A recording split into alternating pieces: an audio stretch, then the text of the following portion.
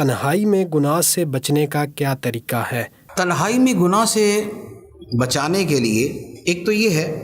کہ اپنی تنہائی بھی ویسی رکھے کہ جس میں کچھ نہ کچھ دوسرا اس پہ مطلع رہے۔ ہوتا یہ ہے کہ انسان تنہائی میں گناہ تب کرتا ہے جب اسے یہ پتہ ہوتا ہے کہ انسان کم از کم اسے کوئی نہیں دیکھ رہا،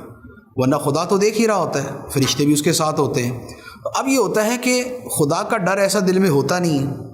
اور فرشتوں کی ایسی شرم و حیا دل میں نہیں ہوتی، تو لہذا بندہ گناہ کرتا ہے۔ تو اب اس کا ایک طریقہ تو یہی ہے کہ آدمی ایسی تنہائی سے ہی بچے کہ جس کے اندر گناہ میں پڑتا ہے۔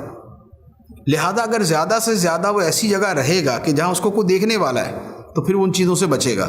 اس کی سمپل مثال سمجھ لیں، ایک آدمی موبائل کے اندر غلط چیز دیکھتا ہے، وہ غلط تبھی دیکھتا ہے جب اس کو کوئی نہیں دیکھ رہا ہوتا،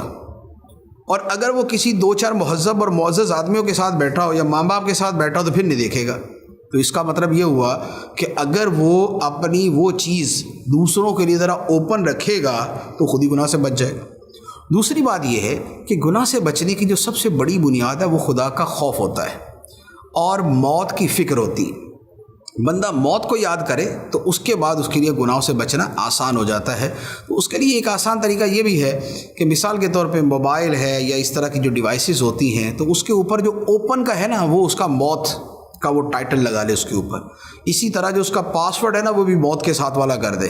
کہ تجھے مرنا ہے، تجھے مر کے حساب دینا ہے، موت آنی ہے، ہر جان کو موت کا ذائقہ چکھنا ہے، یعنی کہ اس طرح کی جو ورڈنگ ہے کہ جس میں موت اور آخرت کا حساب آئے۔ تو اب ہوگا یہ کہ گناہ کے لیے بھی اگر موبائل کھولا یا ڈیوائس کھولی اور اس کا پاسورڈ یہ لگایا کہ مر کے تجھے خدا کو حساب دینا ہے، تو اب لازمی بات ہے کہ بندہ مسلمان ہے تو یہ چیز اس پہ اثر کرتی ہے، یہ اس کو فائدہ دیتی ہے۔